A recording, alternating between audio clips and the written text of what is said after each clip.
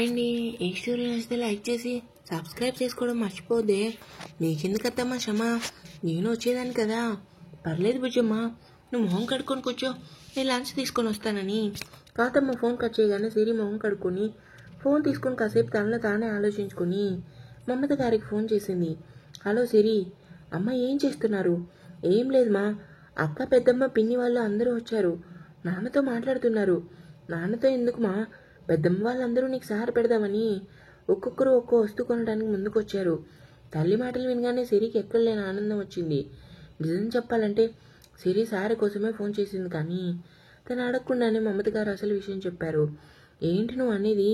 మొన్న వచ్చినప్పుడు వంశీ ఉంటున్న ఇల్లు చూసాం కదరా, అసలు ఏమీ లేవు. నా అల్లుడు కూతురు ఎవరి ముందు తక్కువ కాకూడదని మీ నాన్నతో సారి కోసం మాట్లాడదాను.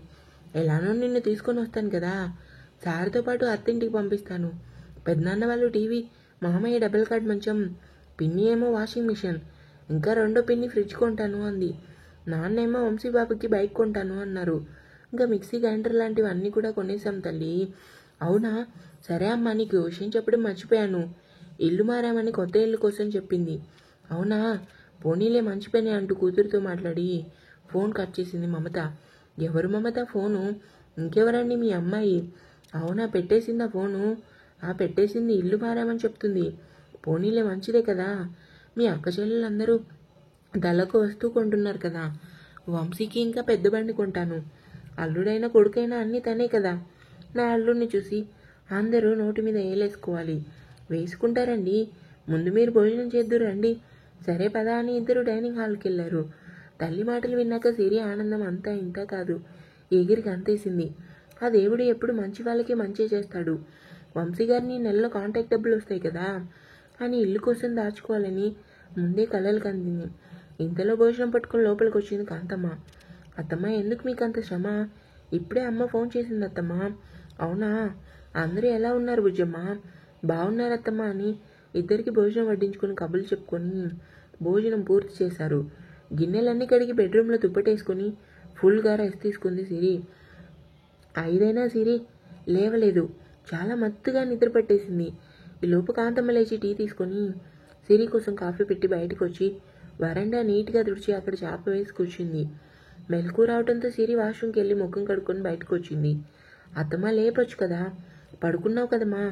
ఈరోజు తెల్లవారుజామున లేచావు కదా, పనులన్నీ నువ్వే చేసావు. నిద్ర లేపడం ఎందుకని లేపలేదు. భలే వారత్తమ్మా అని కిచెన్ రూమ్కి వచ్చి స్టవ్ ఆఫ్ చేసి గ్లాస్లో టీ, మరో గ్లాస్లో కాఫీ పోసుకొని బయటకు వచ్చి అత్త కోడలు ఇద్దరు కబుర్లు చెప్పుకొని టీ తాగారు. ఇంతలో వచ్చాడు వంశీ. చూడగానే ఇద్దరు షాక్. ఏంట్రా ఈరోజు తొందరగా వచ్చేసావు? నవ్వుతూ అడిగింది కాంతమ్మ. చేతిలో పని తొందరగా అయిపోయిందమ్మా. బుజ్జి టీ ఇవ్వు. చాపపై కూర్చొని వెనకే ఉన్న గోడకి జారపడ్డాడు. ఈలోపు సిరి టీ మంచీలు తీసుకొని వచ్చి వంశీకి ఇచ్చింది. కూర్చో బుజ్జమ్మ, కాఫీ తాగు అని ముగ్గురు కలిసి టీ కాఫీ తాగారు. సిరి వంట చేద్దామని లోపలికి వచ్చింది. స్టవ్ పై రైస్ పెట్టి చిక్కుడు ఇంకా ఉల్లిపాయ టమాటా తీసుకొని బయటకు వచ్చింది. బుజ్జమ్మ, అవన్నీ నేను కోస్తాను, నువ్వు కూర్చో కాసేపు. పర్లేదత్తమ్మ అని నవ్వుతూ లోపలికి వెళ్ళింది. కాసేపు కూడా కూర్చోదురా మీ ఆవిడ, ఎప్పుడూ పని మీద ఉంటుంది. చేసుకొని అమ్మా, మధ్యాహ్నం అన్నయ్య ఫోన్ చేశాడు. ఏ అన్నయ్య అంటూ నొసలు చిట్లించింది కాంతమ్మ.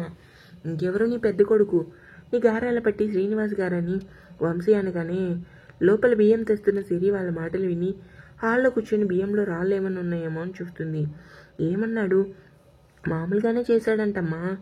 ఎక్కడున్నాం, ఏం చేస్తున్నాం, ఎలా ఉన్నారని 2 నిమిషాలు మాట్లాడి ఫోన్ పెట్టేశాడు. వాడు ఎందుకు ఫోన్ చేశాడో తెలియదు, ఎందుకు మాట్లాడాడో కూడా అర్థం కాలేదని టీ గ్లాస్ కింద పెడుతూ అంటాడు.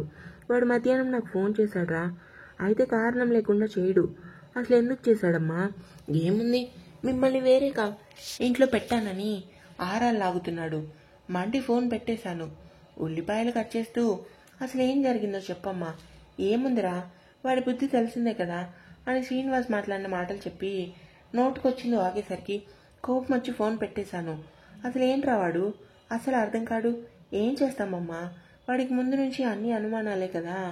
అదైతే నిజమే, పైకి వాడంటే కోపంగా ఉంటావు కానీ మనసులో వాడి కోసం బాధపడతావమ్మా. వాడు ఎన్ని మాటలన్నా పట్టించుకోకు. నా మీద పడి ఏడ్చినా సరే దేవుడు పరిస్థితి ఎప్పుడూ ఒకేలా ఉంచడమ్మా. ఎవరిని ఎక్కడ పెట్టాలో ఆయనకు బాగా తెలుసని టవల్ తీసుకుని వాష్రూమ్కి వెళ్ళాడు. భర్త మాటలు విన్న సిరి వంశీ మనస్తత్వం ఏంటో పూర్తిగా గ్రహించింది. తనని ఎవరు ఏమనుకున్నా పట్టించుకోడు. అంతా దేవుడి మీదే భారం వేస్తాడనుకుని బియ్యం కడిగి స్టవ్పై పెట్టి కాంతమ్మ కాయగూరలు కట్ చేసి ఇవ్వడంతో మరో స్టవ్పై కర్రీ వండింది. ఎప్పటిలాగే ముగ్గురు కలిసి భోజనం చేసి కబుర్లు చెప్పుకున్నారు.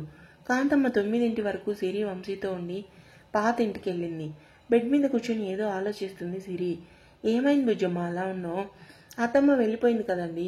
తెలీదు, భయంగా ఉంది. ఎందుకు భయం, నేనున్నా కదా, పడుకో. నిద్ర రావటం లేదండి. మధ్యాహ్నం అంతా పడుకున్నాను కదా. ఎంత పడుకున్నా అసలు నిద్ర రావటం లేదు. ఏమైంది బుజ్జమ్మ అలా చిరాగ్గా ఉన్నావు? సిరి ముఖంలో కనిపిస్తున్న విసుగు చూసి, అదేం లేదండి, మామూలుగానే ఉన్నాను. నువ్వెలా ఉంటావో నాకు తెలీదా చెప్పు సిరి. ఎందుకో తెలీదండి, పెద్ద బావగారు నళిని అక్క మన విషయంలో ఎక్కువ కలగ చేసుకుంటున్నారని నా మనసుకు అనిపిస్తుంది. నా కుటుంబం కలిసి ఉండడం అంటే చాలా ఇష్టం వంశీ గారు. వాళ్ళ మాటలు ఈరోజు నేను విన్నాను. అత్తమ్మ పట్ల మీ పట్ల చాలా ద్వేషం ఉన్నారు. ఎందుకండి మన వాళ్ళు అలా ఉన్నారు? ఏదైనా మనం ఆలోచించే దూరంలో ఉంటుంది సిరి. వాళ్ళ ఆలోచనలు మాటలు ఎలా ఉన్నా పర్వాలేదు.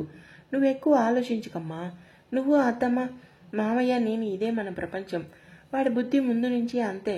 వాడు మనల్ని చులకన చూసినంతగా మాత్రాన మనం ఏమీ చులకన అయిపోవు. ముందు నువ్వు ప్రశాంతంగా పడుకొని ప్రేమగా సిరి తలనిమ్మరాడు. నిద్ర రావటం లేదు, కాసేపు స్టోరీ రాసుకోనా? ఏం స్టోరీ అర్థం కాక అడిగాడు. నేను ప్రతిలిపి అనే యాప్లో స్టోరీ రాస్తున్నానండి. మీరు కథలు చదువుతారా? నాకు కథలు చదవడం అన్నా రాయటం అన్నా చాలా ఇష్టం అంటూ చెప్పటం మొదలుపెట్టింది. ఏం రాసుకుంటావో రాసుకో, నీ ఇష్టాన్ని కాదన్నాను. నాకు నిద్ర వస్తుందని సిరి ఒడిలో తలపెట్టుకుని పడుకున్నాడు. అతన్ని జోకుడుతూ నిద్రపుచ్చి ఫోన్ తీసుకొని స్టోరీ రాసింది. 11 అయ్యే వరకు స్టోరీ రాసి ఫోన్ పక్కన పెట్టి వంశీ పక్కన పడుకుంది. 2 రోజులు గడిచాయి. ఆదివారం కావటంతో బద్ధకంగా లేచాడు వంశీ. సిరి, బుజ్జమ్మ వంశీ లేచాడా? ఇంకా లేదత్తమ్మా అని తన బ్రష్ టవల్ తీసుకుని వాష్రూమ్కి వెళ్ళి ఫ్రెష్ అయ్యి వచ్చి దేవునికి దండం పెట్టుకుని వంటగదిలోకి వచ్చింది.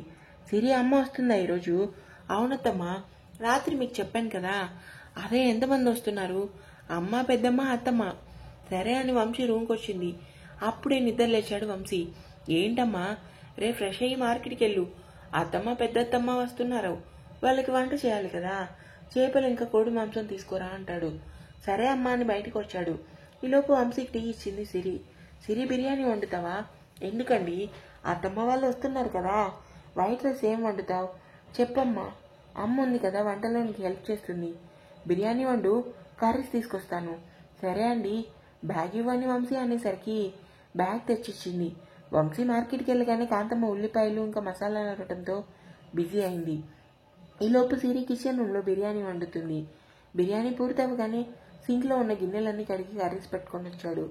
వంశీ బయటే కాంతమ్మ అవి తీసుకొని నీట్గా శుభ్రం చేసి కడిగి సిరికి ఇచ్చింది. చికెన్ రొయ్యలు తేవడంతో సిరి 2 కర్రీస్ చేసింది. వంట పూర్తయ్యేసరికి గంట పట్టింది. సిరిను స్నానం చేసి రెడీ అవ్వు, అమ్మ వాళ్ళ దగ్గరలోనే ఉంటారు. సరే అత్తమ్మ అని టవల్ తీసుకుని వాష్రూమ్కి వెళ్ళింది. వంశీ బెడ్ మీద పడుకొని ఫోన్లో గేమ్ ఆడుతున్నాడు. కాంతమ్మ ఇల్లంతా తడుగుడు పెట్టి బయట వరండా వచ్చి కుర్చీ వేసుకొని కూర్చుంది. ఫ్రెష్ అయ్యి బెడ్రూమ్లోకి వచ్చింది సిరి. డోర్ క్లోజ్ చేసి బ్యాగ్లో ఉన్న బట్టలు తీసుకుంది. బుజ్జి, ఏంటి వంశీ గారు? బట్టలు సర్దుకుంటూ. సిరి వెళ్ళటం వంశీకి నచ్చడం లేదు. తను లేకపోతే ఏదోలా ఉంటుందని అతని మనసుకి తెలుసు. ఏమైందండి, పిలిచి మాట్లాడరే? చేతిలో ఉన్న డ్రెస్ పక్కన పెట్టి కాసేపు నీ ఒడిలో పడుకోనా అంటాడు. ఇంకా ఉంది.